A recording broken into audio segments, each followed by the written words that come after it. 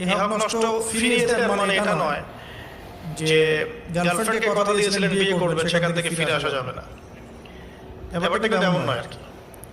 এরকম প্রশ্ন আমাদের কাছে অনেকে করেছেন যে আমি তো আমার গার্লফ্রেন্ডকে কথা দিয়েছিলাম যে আমি তোমাকে ছাড়া আর কাউকে বিয়ে করবো না, এখন কি আমি ফিরে আসলে তওবা করে ফিরে আসলে কি এর জন্য আল্লাহ আমাকে ধরবেন কি? মনে রাখবেন শয়তান হচ্ছে এই পৃথিবীর সবচেয়ে ইন্টেলেকচুয়াল প্রাণী। সিরিয়াসলি, ও যে এত বেশি স্মার্ট যেটা আমাদের চিন্তার বাইরে, চিন্তার বাইরে।